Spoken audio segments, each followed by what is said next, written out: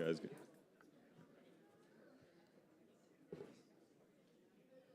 Are you guys doing one more? Or are you done? Good. Okay. All right, good morning, everybody. I want to start by acknowledging the incredible students of Wild Lake High School.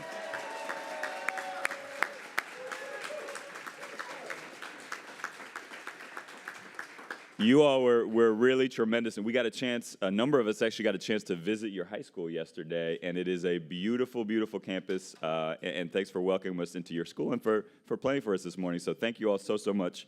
Thanks for being here. One more round of applause for our wonderful band.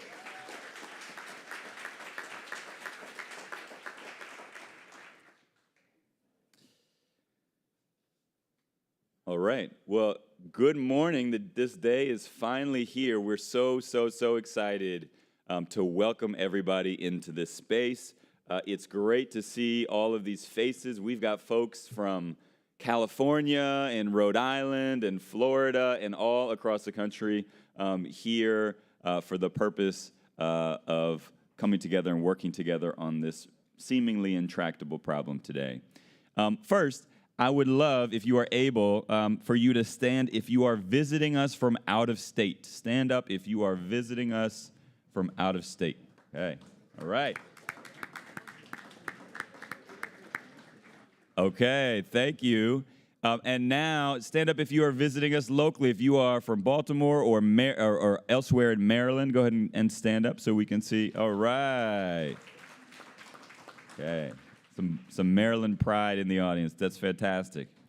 Well, I want to start actually, and I think I would be remiss if I began without mentioning the tragedy that befell our country last week as 10 innocent people were murdered in what was clearly a racially motivated attack against Black Americans in Buffalo.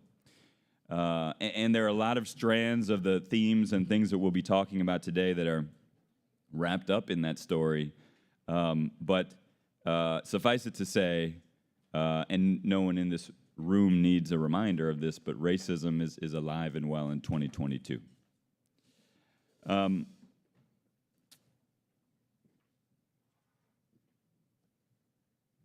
want to also have us approach the work that we are engaged in today with the seriousness that it deserves in light of not just that incident, but the status quo in our country today. And I want to start with just a few of the brutal facts that face us as a country. The first thing, I know I've been asking you to do a lot of standing, but I'm going to ask you to do a little bit more standing.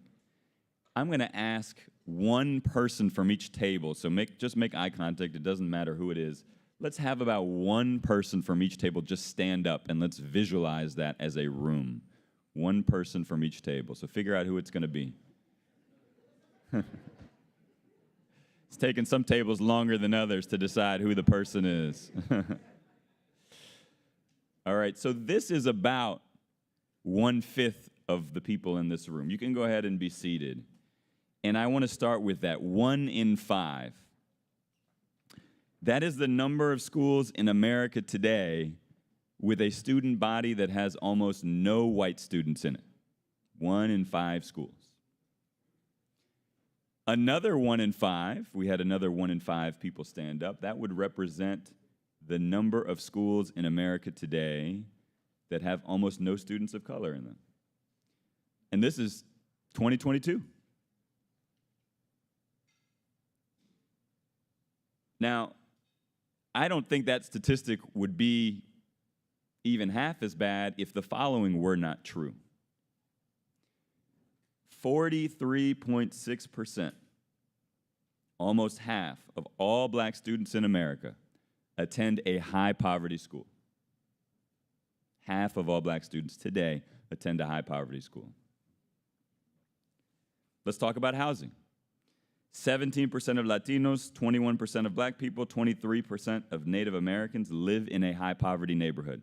Compared to what percent for white Americans? Shout out some guesses. What percent? I'm hearing 5, I'm hearing 7. 4.3% of white Americans live in a high poverty neighborhood in 2022. Why do these statistics matter? Students who attend high poverty schools are less likely to have experienced high-skilled educators, adequate resources, access to advanced coursework, and other opportunities. People who live in high-poverty neighborhoods have less access to jobs, services, transportation, safe streets, and other key components of economic and social success. And what we're here to talk about today is, what do we do about these issues? We're joined by folks from all across the country who have wisdom and ideas that they are dying to share, which is what makes the collaborative so beautiful.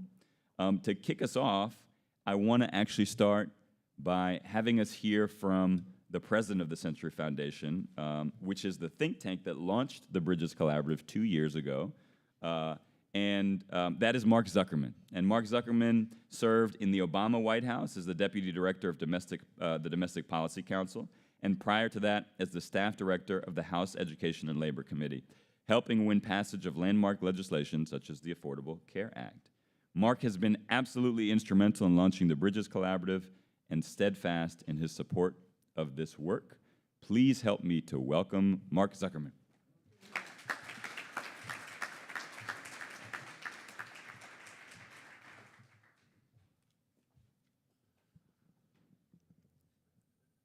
Morning, good to see you all. So last night I saw some really fine line dancing going on. Y'all have skills. I like it. I want to ask the Century Foundation staff that is here to either stand up or raise their hand. Stand up or raise your hand. Thank you so much for your work in putting together this great conference. And I want to give a shout out to Stefan, our leader, for the remarkable job that he has done in creating the Bridges Collaborative and all the work he's done for the last 2 years. Stefan, thank you so much.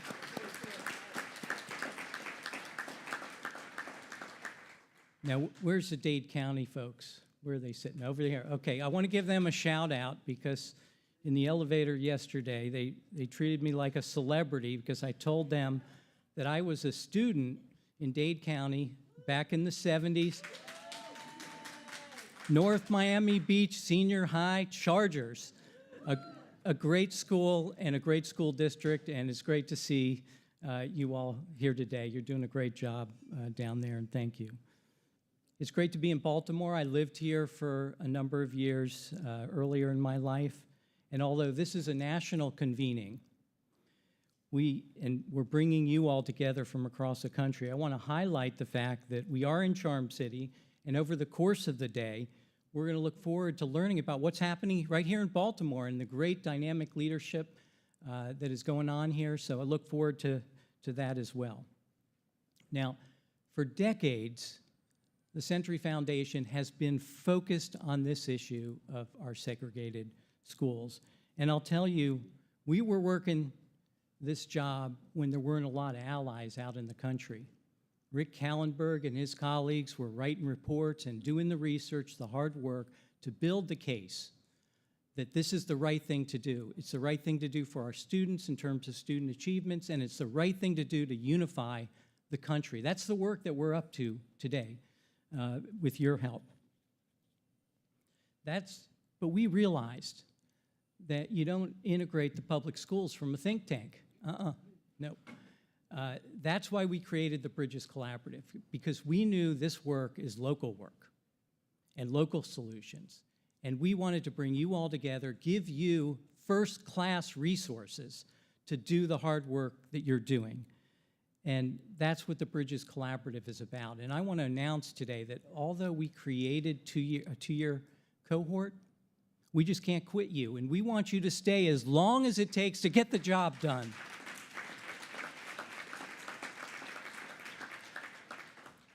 And I'll tell you, we're also going to add allies. And we're just going to keep building this, and building this until together we see a better country, better for students, better educational outcomes, and a unified country that we can be proud of. With that, it's really my privilege to introduce someone who really knows about equity and justice for children. I'm proud to say that I served with Roberto Rodriguez in the Obama administration, the Domestic Policy Council. He's a good friend, and we took pride in serving the nation's first Black president of the United States. It was an amazing experience. Roberto, you were an amazing colleague who demonstrated commitment and passion for the nation's school children every day, and you really inspired everyone in the White House to do the same. I think you inspired President Obama to do better. Back in the day, you also served on Senator Kennedy's Help Committee in the U.S. Senate, and now you're the Assistant Secretary of Office of Planning, Evaluation, and Policy Development for the Department of Education, serving President Biden. As they say in Congress, I yield to the gentleman from Michigan such time as he may consume. It's great to see you, Roberto. Thank you.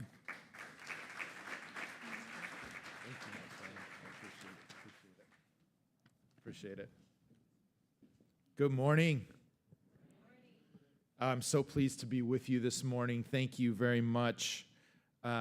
Mark, thank you for that beautiful introduction, and I want to thank the Century Foundation and your entire team, Rick and Stefan, and all of the tremendous, talented leaders at TCF that have hosted us today and brought this collaborative to light. I am so pleased to join you. Thank you for, I made the drive this morning up from Washington, D.C., and any opportunity that I have to be able to share some time with our educators and our leaders in the field is a morning really well spent in terms of how we advance our agenda in the Biden-Harris administration. So I'm really pleased to be here. And welcome to Baltimore. Welcome to this conference. I want to lend my voice to that as well. You know, I'm also mindful of the time that we're coming together today, you know, and Stefan mentioned it a little earlier, in the wake of the tragedies that occurred this past week and the murder that occurred in Buffalo. I think it underscores just how critical this work is, just how important and how much harder we all have to work together to develop and cultivate cross-cultural understanding and respect for one another. Just how much further we have to go to tear down racism and bias and racial and economic isolation in our communities and in our schools. And that work begins in our schools. It begins in our education system because our schools are the foundation of our democracy. They are one of the most important and critical institutions that we have in our communities and that exist in the lives of our learners, of our young people who are the future of our society and of our civic life.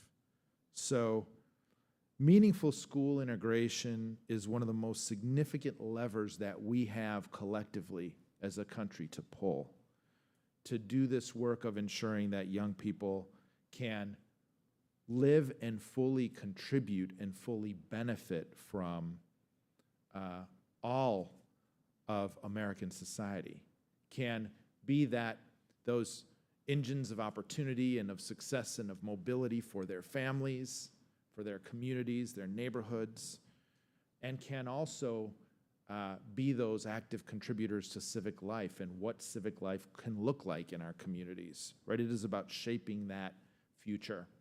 And I really do believe that this work is ultimately in our ability as a country, right? We're here to reflect and to share lessons and to collaborate across communities. So many of you doing this work in your local communities and cities and counties.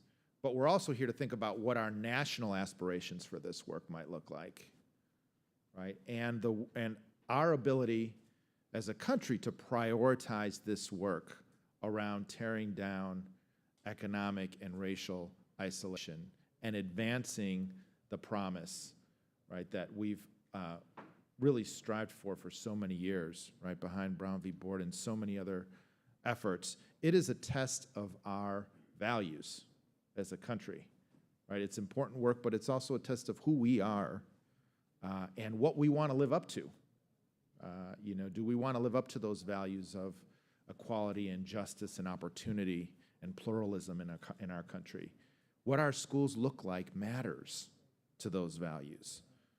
So we were just talking a little earlier about my own journey and my own reflections on this work. Really, they come from growing up in, I'm a Midwesterner, so I grew up in Michigan. I was born in Detroit. I grew up in West Michigan and in a court-ordered desegregated district. And growing up in those elementary schools, you know, where the bus pulled up every morning, we weren't quite prepared as second and third graders to understand and appreciate the value of diversity in our school. Right? There were a lot of things going on underneath that. The assistant superintendent in our district, so I grew up understanding a little bit more maybe than my peers about the work. And then going on to support in middle and high school, to be part of a school where we have students from all over the city coming into Center City to be able to learn together. In one of what I look back and think of as one of the most beautiful reflections of what diversity looked like in my city, in Grand Rapids, Michigan, growing up. And I knew I wanted that for my kids, right? And we need to be able to create that opportunity for valuing and supporting diversity in our learning. We need to be able to create that for all of our families, for all of our students. We know that it is good for our country, it's good for our democracy, for the strength of our democracy, for the strength of our civic union and our civil discourse, which God knows needs more attention today than ever before, right? How we understand and bridge that difference. But we also know that there is a depth of research that shows the true value of school and classroom integration for all students. Right? We know that research shows that students who are in diverse classrooms and diverse schools can be more creative, they can achieve more academically, they are likely to build, more likely to build strong critical thinking skills, more likely to be able to collaborate and communicate effectively with other people, less likely to hold bias and prejudice in high school than others that have been in socioeconomically isolated schools. And some of the leading experts in the field have educated us over the years to show that economic and racial isolation can explain up to 40 to 70% of our achievement gaps in our communities. Right? These achievement gaps grow out of opportunity gaps. And part of our national policy and our national agenda needs to recognize that we have to go at these opportunity gaps front and center in the work that we're doing. We need to be more bold in how we are laying out a vision to address those opportunity gaps in our system.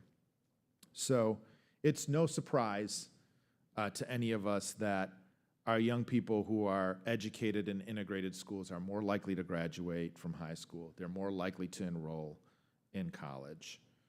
And we know that we have much further to go today than we had to go decades ago, because our progress in battling some of that segregation in our communities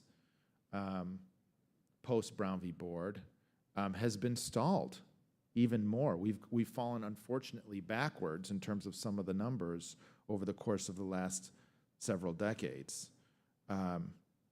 You know, and even the wonderful work that the Century Foundation released this week shows that our country's students are more diverse than ever before, and yet that hasn't translated into the diversity in education, in learning, and in growing and in spending time together as a learning community that we owe all of our students.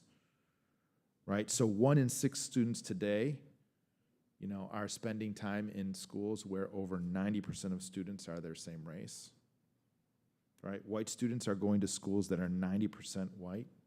Black students are going to schools that are 90% black.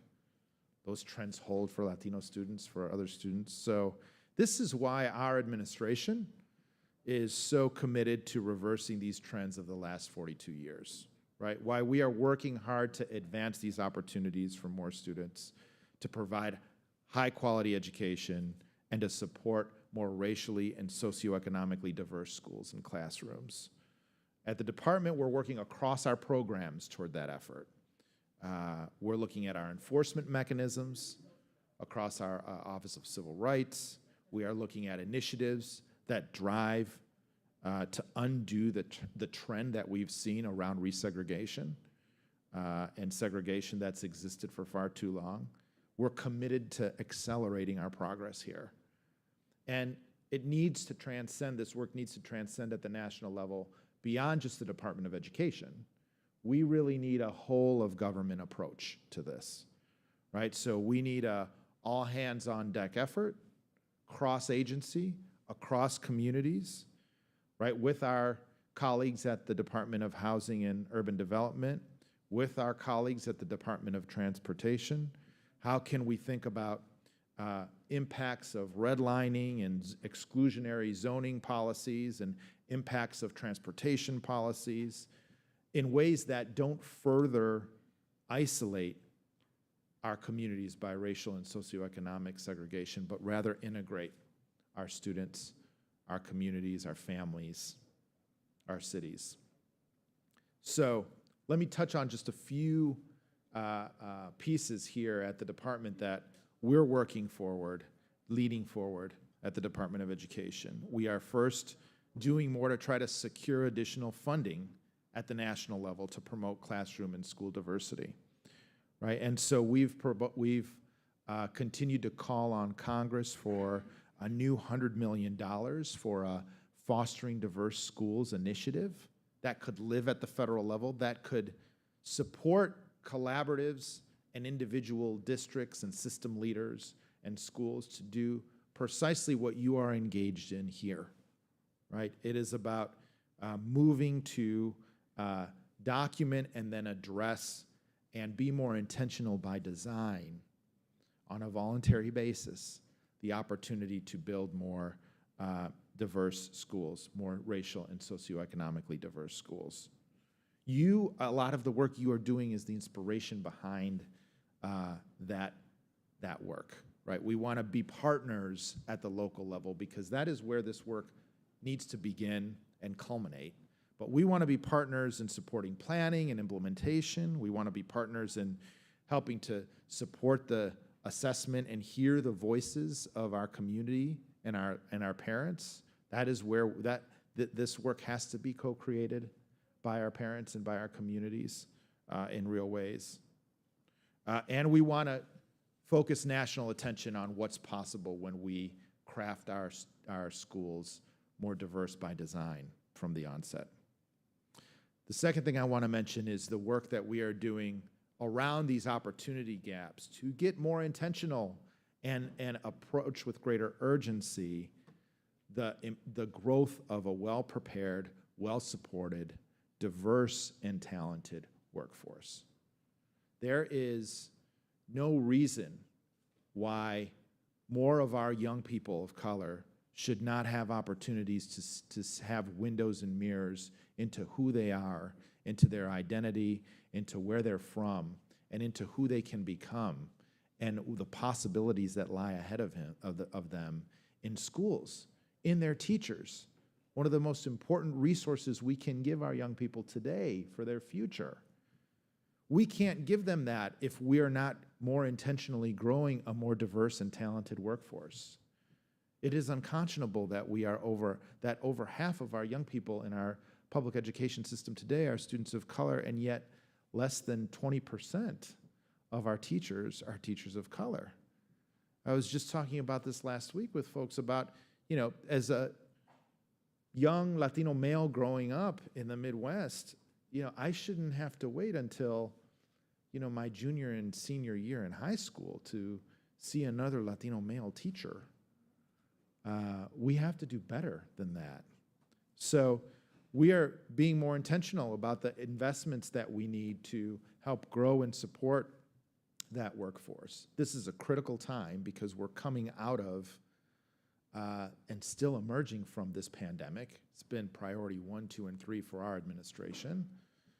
And it has been what I argue is the greatest disruption, one of the greatest disruptions we've seen in American education.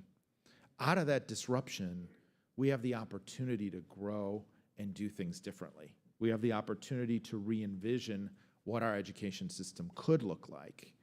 You know, when I worked with teachers every day around the country before I rejoined the administration, they told me time and time again, they don't want to go back to March of 2020, right? They want to think about building a more equitable education system, one that values diversity, one that places a higher priority on the needs of all of our students, one that drives resources more intentionally to our young people in our communities who need them the most, and one that grows a workforce that's talented and diverse and that can help them succeed and thrive.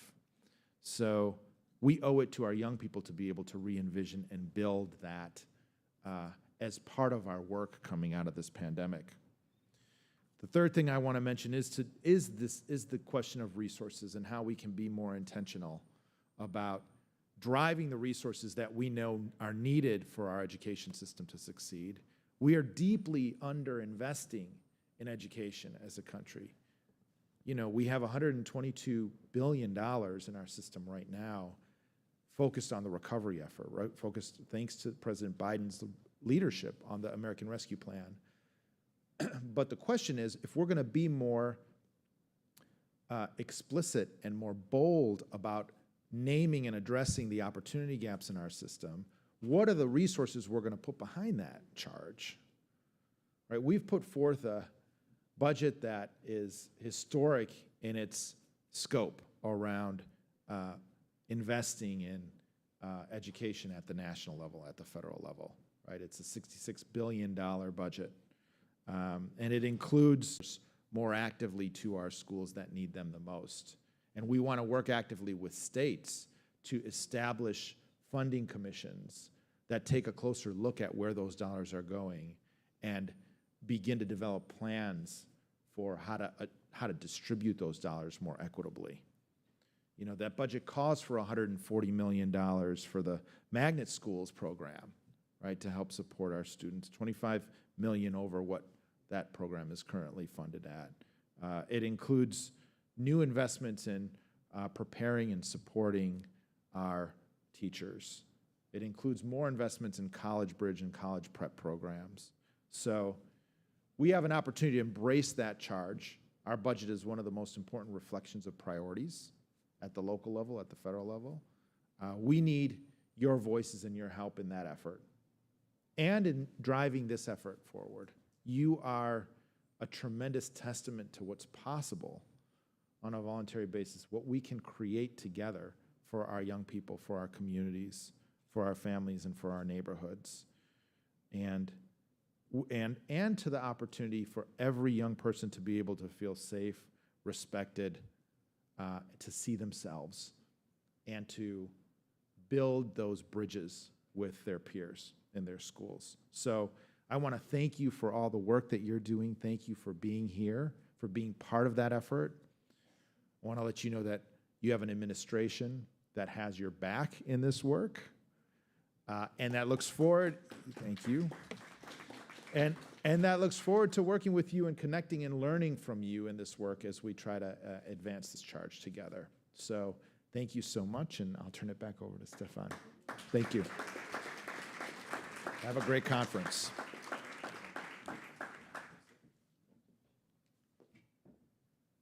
Thank you so much, Roberto. That was just fantastic. And I'm about to call up two really impressive people to the stage. I think we're in for a treat here.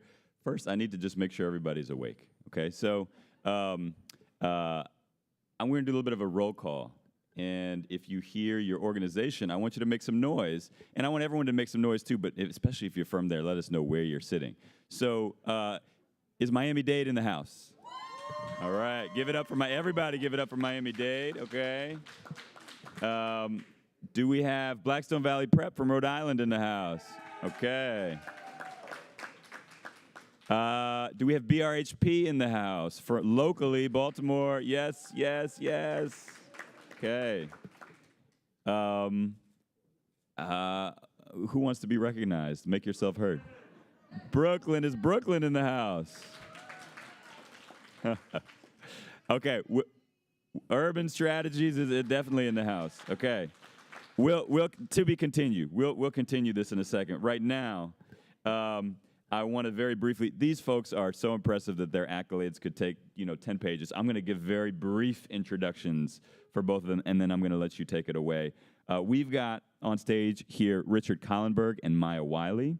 Richard Kahlenberg, who's going to be facilitating the fireside chat today, is a senior fellow and the director of equity at the Century Foundation. He's written and edited dozens of books on integration, and his work has appeared in the New York Times, the Washington Post, and the Atlantic, among many other publications. He's going to be interviewing Maya Wiley, who is the new CEO and president of the Leadership Conference on Civil and Human Rights and the Leadership Conference on the Education Fund. She's a nationally respected civil rights attorney, has been a litigator at the ACLU, NAACP Legal Defense Fund, and the U.S. Attorney's Office for the Southern District of New York. She most recently served as an analyst on MSNBC and ran for mayor of New York City and chaired the School Diversity Advisory Group in New York City, where we crossed paths. It is my absolute pleasure to introduce Richard Kahlenberg and Maya Wiley. Welcome.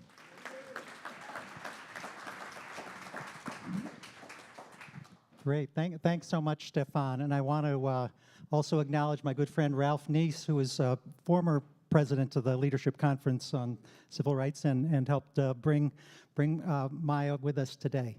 So Maya, thank you so much for participating in this discussion. As Stefan mentioned, you've looked at this issue of school integration and housing integration from so many different vantage points. As a lawyer, as a I don't know if you mentioned MSNBC, political commentator, as a politician, candidate for mayor in New York City, and as a researcher at the New School. So can you reflect a little bit upon why the hard work of school integration and housing integration has been important to you over all those different careers?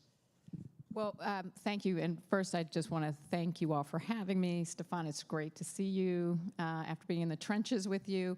You failed to mention that Richard was also on the executive committee of the School Diversity Advisory Task Force in New York. So Richard and I actually were in the trenches for 2 years together on these issues in New York.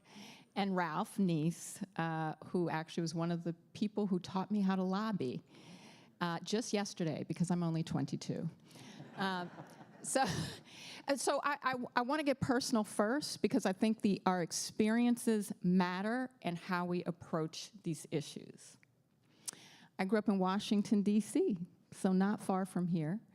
And I went to an all-black school where I was one of only 2 students in the entire elementary school that was overcrowded, busting at the seams, and in a big building. And it was all black. And everyone was on welfare except me and one other person in the entire school, because it was a neighborhood school. It represented the segregated neighborhood I was in. And I say this because I sit before you, the child of civil rights activists, number one, which is why we're in a black neighborhood, and I was in the school in the neighborhood because I was also our principals and my parents' politics, even though they could have tried to maneuver the system and put me in some other school. But my parents were also 2 people who, between the 2 of them, had over 8 years of graduate education. My father was not just first-generation college in his family, which he was. My grandfather worked for the Postal Service. Sorry.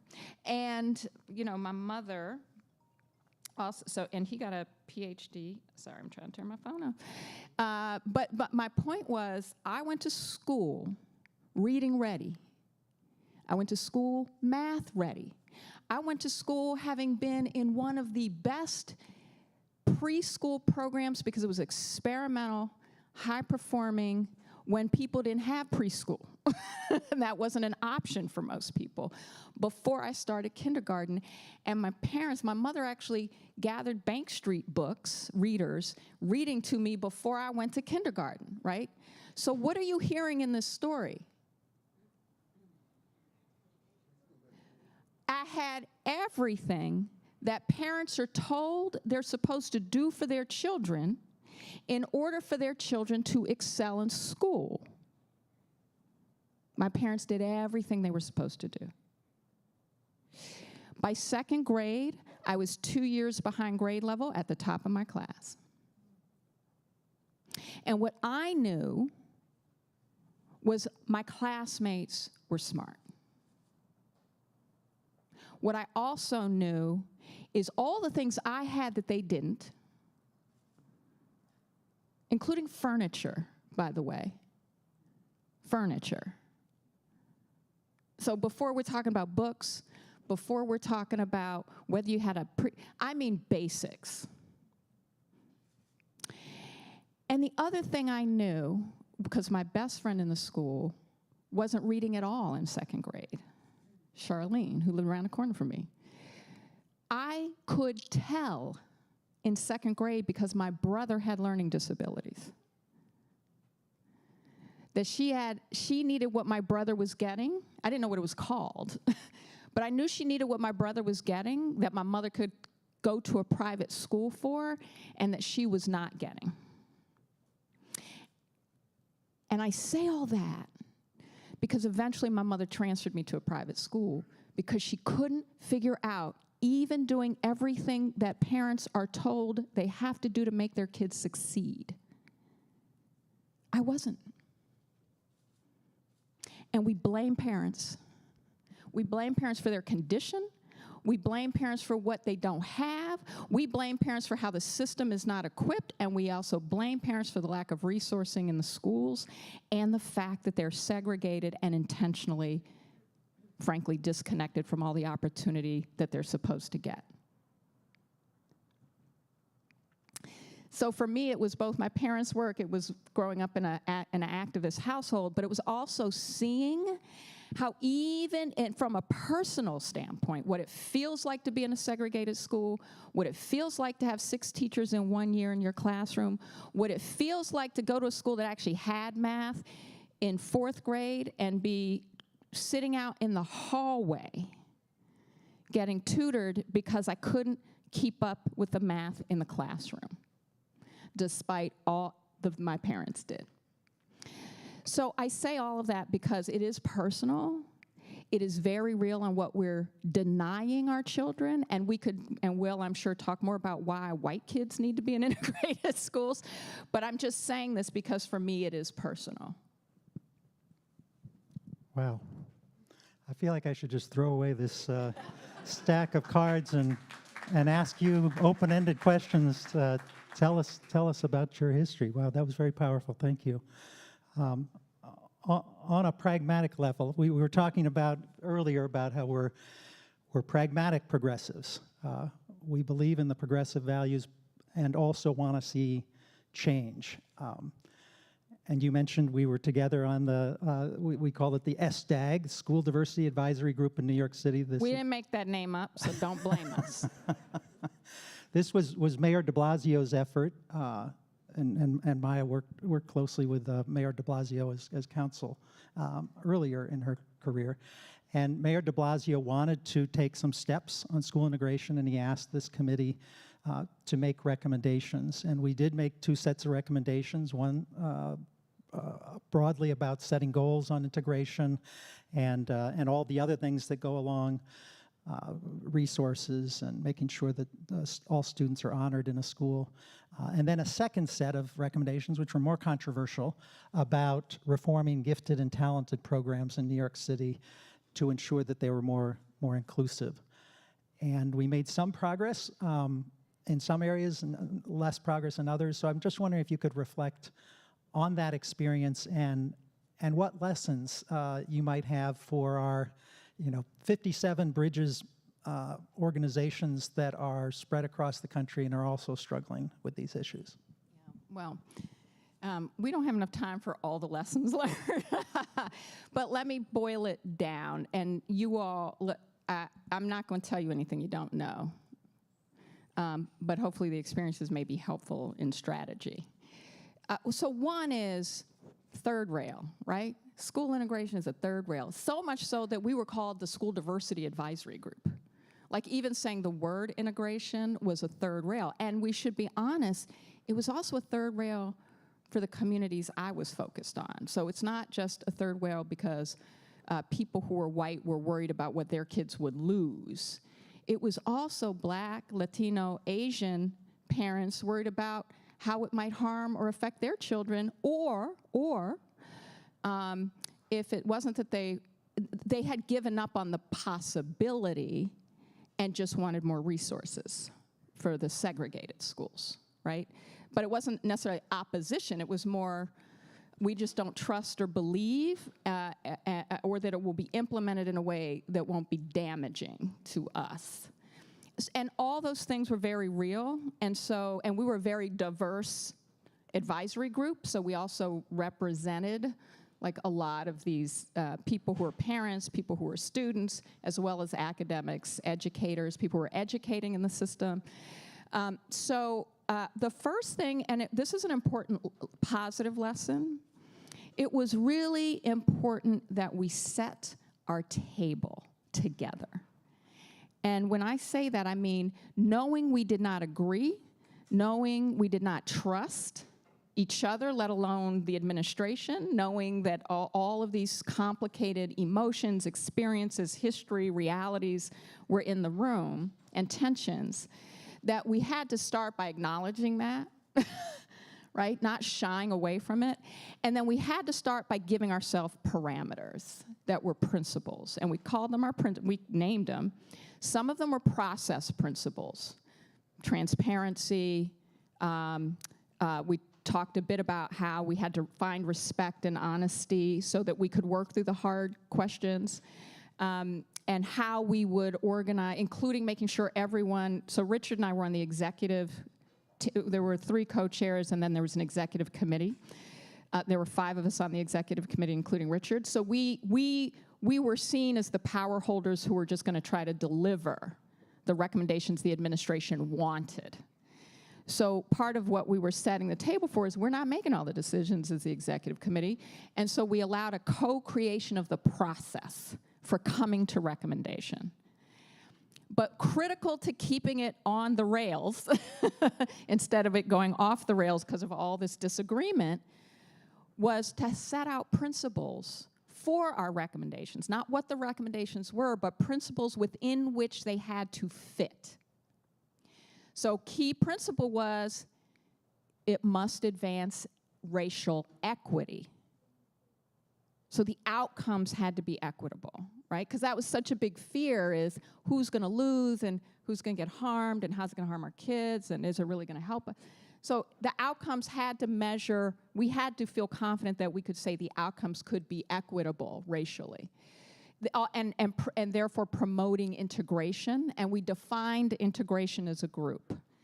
And we had a group of Teens Take Charge, and Integrate NYC, which were youth-led, they said we want it to be real, and we define real as resources, we define real as relationship, we define real as representation, meaning the teachers look like us. They had a very robust definition of integration. So we said, great. So we adopted that as our definition of integration. And then the one other one, and this was critical to Richard's point about pragmatic, is it had to be something the administration could actually implement.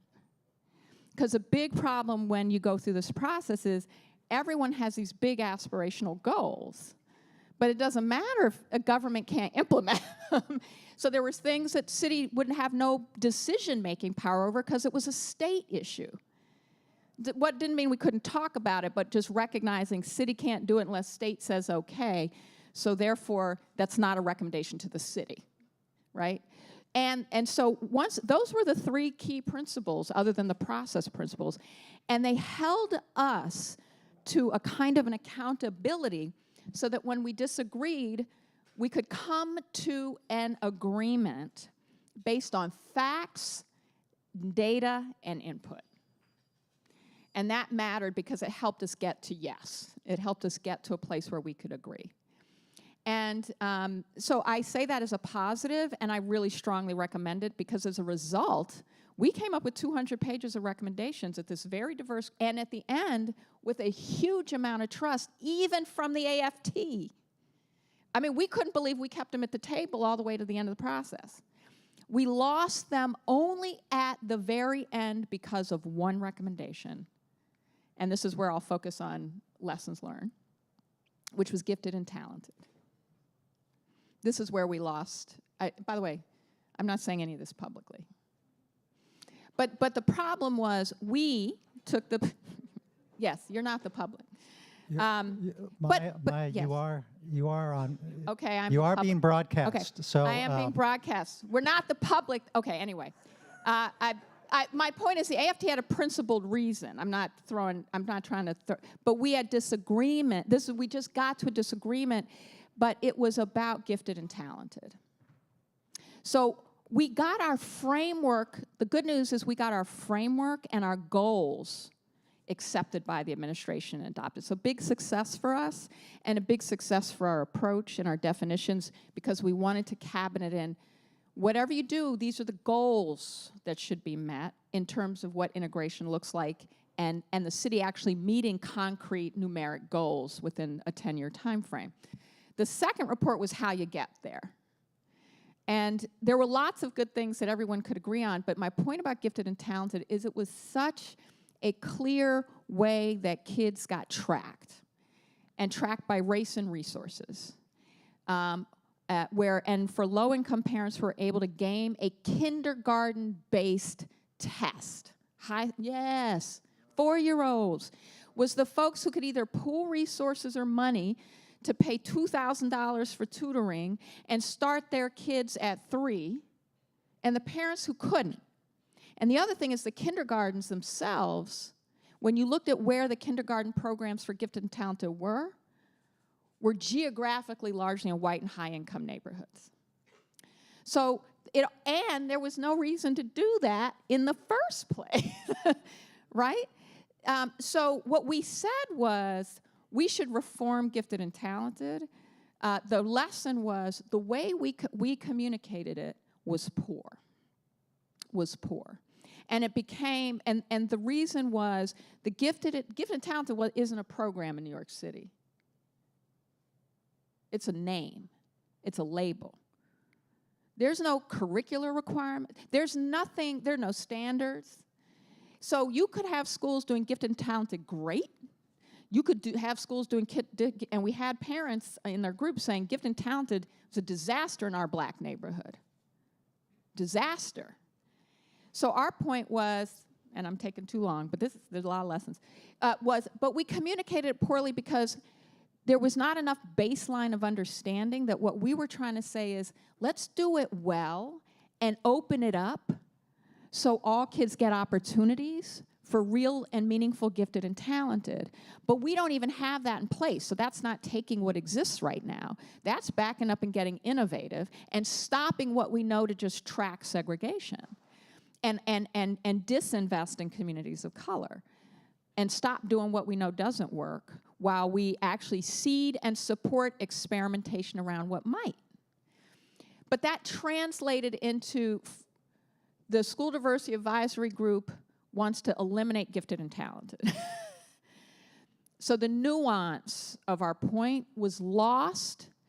So we lost parents of color who were like, wait, this is my one shot is to figure out how to game this. For a lot of low-income Asian parents who had figured out how to work this, even as painful as it was.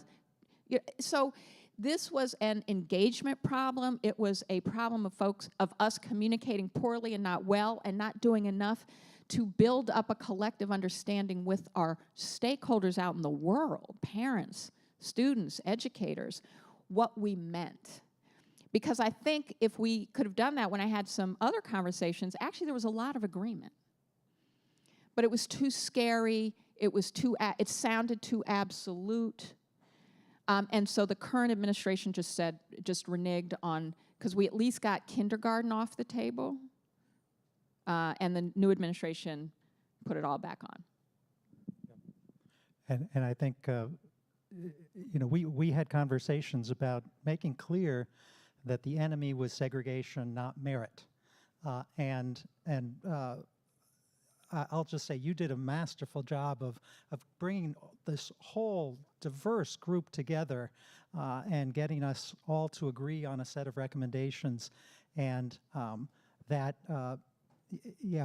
guess this is public, but the New York Times reporter gave us a bum steer by suggesting that we were against merit, which I think was incorrect. Yeah, But I had a fight, I'll say this on the record, I had a fight with the reporter before the article came out saying this is not accurate. And we had a big debate because the headline was School Diversity Advisory Group wants to eliminate gifted and talented. That was the eliminate. So eliminate, that verb, became the whole shebang. And I was like, it's not, it's transform. You keep the headline to say transform instead of eliminate, because that was the recommendation. And they wouldn't. They also made it a political article, not an education article, because they made it all about Bill de Blasio's run for president.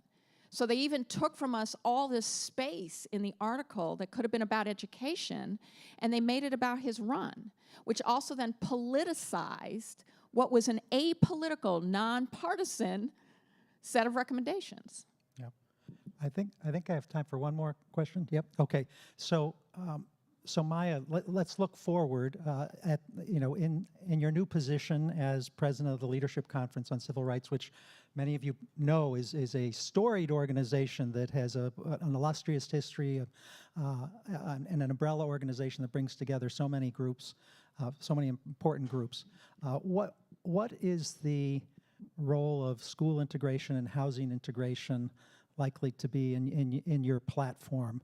And I know you mentioned that there is disagreement even among civil rights groups on this issue. So how do you plan to handle that?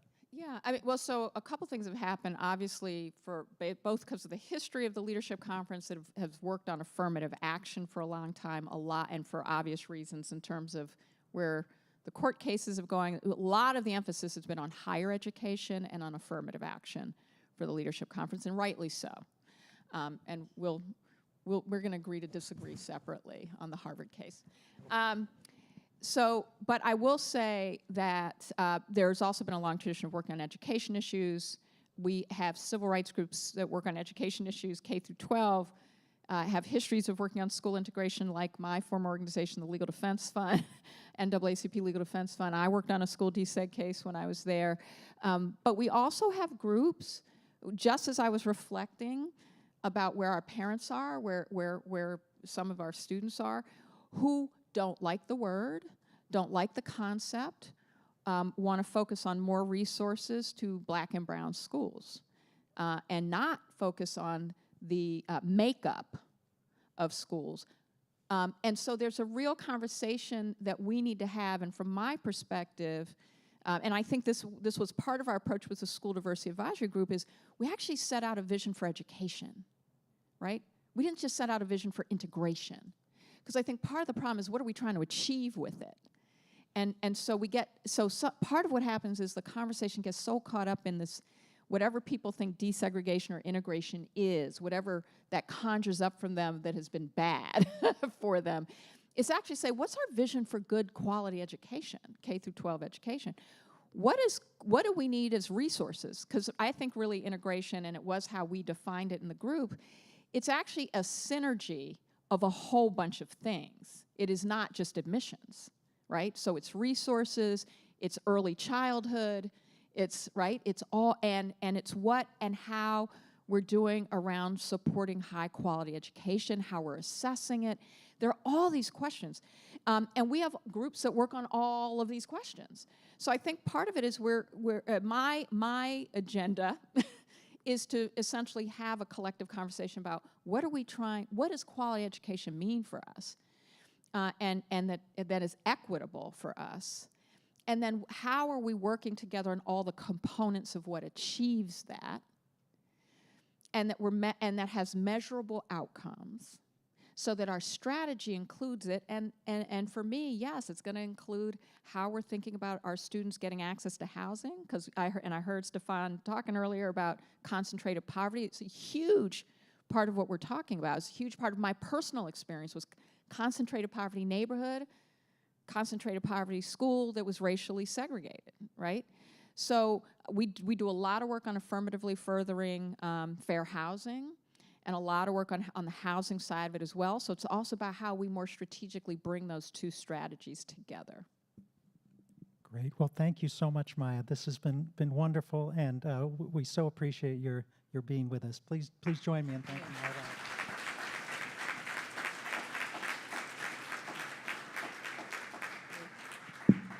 Good. So now we're going to have another special guest. Senator Cory Booker, Democrat from New Jersey, is going to join us by video. He wanted to send his personal greetings to all the Bridges members here, and he is, as you were suggesting at the end of your comments, Maya, very focused on housing segregation, dealing with NIMBYs and exclusionary zoning, and so among our Bridges members, as you know, Maya, we have charter school folks, school district folks, and housing folks, bringing all of them together. And so Maya and I are going to gracefully exit the stage, but please keep your seats, and in about the next 30 seconds, we should have Senator Booker coming in by video. Thanks again, Maya.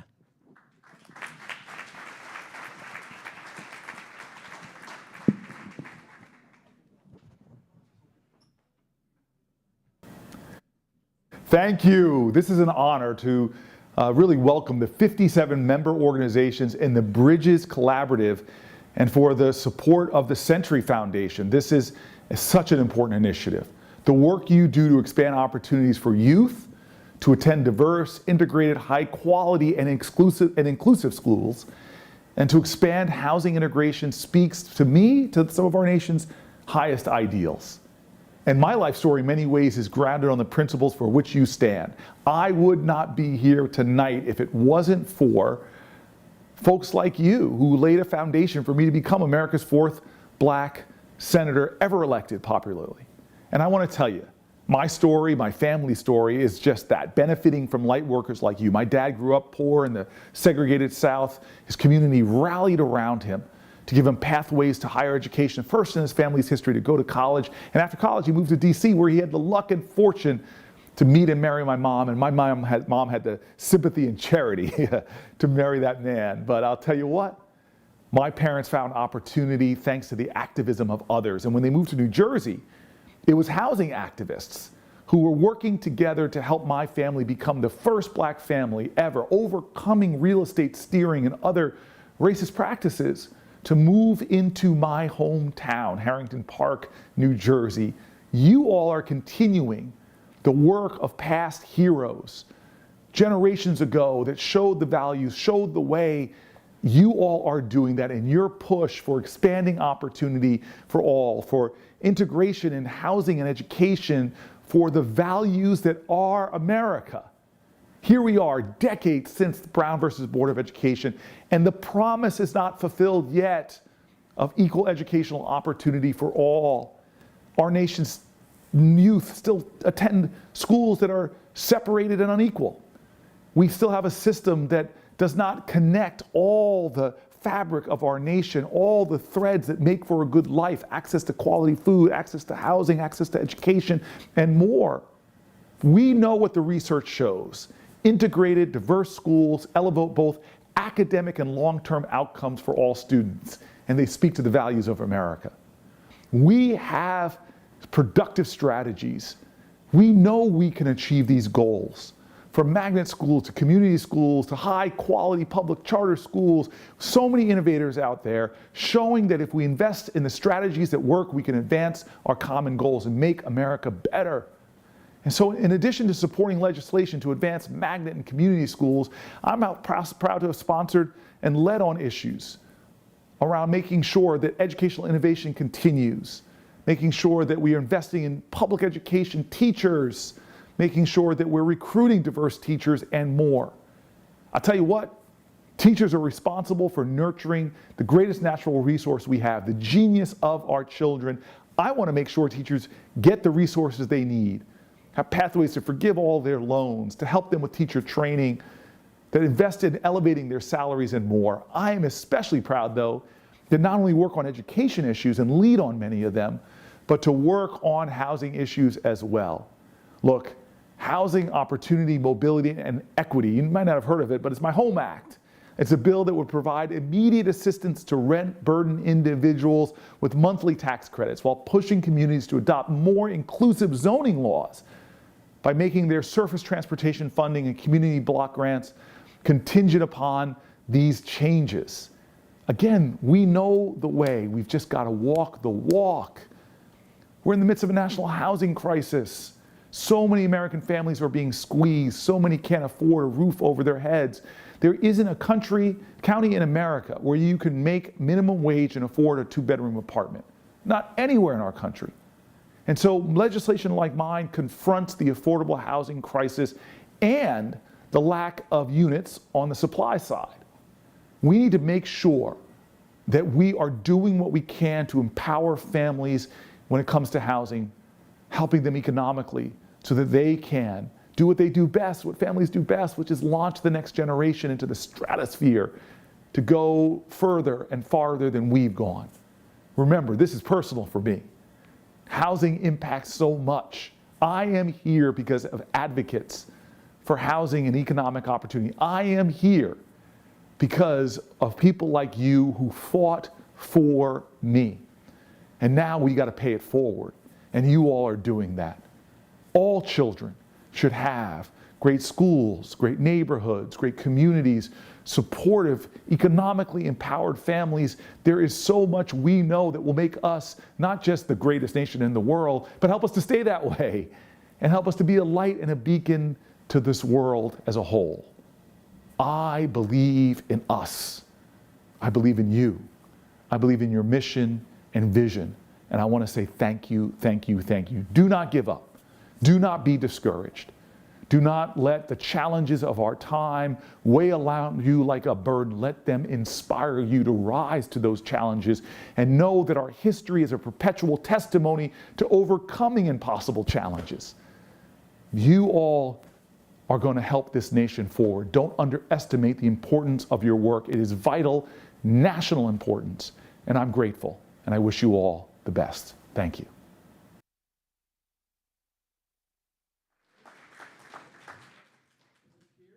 All right. So we're very grateful to Senator Booker for those comments. I want to say one thing, and I think this is important in the spirit of the Bridges Collaborative. Whenever we have a politician speak to us from one party or the other, I always feel compelled to acknowledge that we are nonpartisan. The Century Foundation is nonpartisan.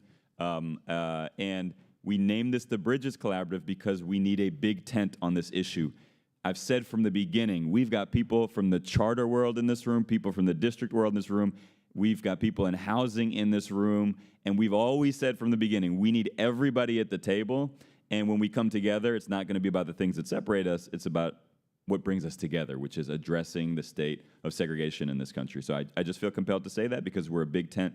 We want people of all stripes, people of all backgrounds in this fight.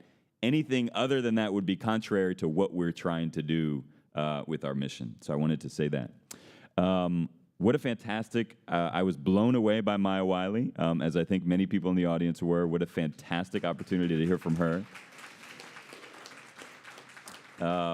And equally by Senator Booker. I think we've just been really lucky with the lineup of folks that we've had so far this morning. We're a little bit behind schedule, so I'm going to tell you how we're going to amend the schedule. We're going to skip the table activity for now. Hopefully it will make a return when we have a little more time later on in the day. We're going to go right to breakout sessions. The time now is 10:15. So what we're going to do, listen closely before we move anywhere. We're shifting everything by 15 minutes, which means you'll still have 15 minutes to get to your breakout sessions. For those of you who are leading a breakout session, you can start it at 10:30, not at 10:15, and you will have until 11:15. And then from there, we'll give folks another 15 minutes to get back to this space. At 11:30, everyone is going to come back in here, and I'm going to explain that next breakout session that we've called our job alike mingling. It's going to be much more informal. It's going to lead us right into lunch, but I'm just asking that everyone comes back into this space right at 11:30 so we can describe it, and then you'll have some more downtime, informal time. So one more time, everything's shifted by 15 minutes. You've got 15 minutes to make it to your breakout space. We're going to go 15 minutes longer, and we'll be back in this space at 11:30. There are 5 breakout groups, one of which you will have signed up for. There is signage to lead you to where those are. They are also on the back of your agenda. It tells you what space they're in. We've got folks in the back of the room who can take you to the different breakout rooms. So if everyone takes a moment to look in the back of the room, we've got Laura back there. Laura, can you tell us which breakout space you're going to? Laura is taking folks to the second floor. Solio, can you tell us where you're leading folks to? The barn. Okay, there's 2 groups in the barn, so Solio is going to lead folks to the barn, and then the other folks are staying in these spaces. Okay? All right. We'll see you back.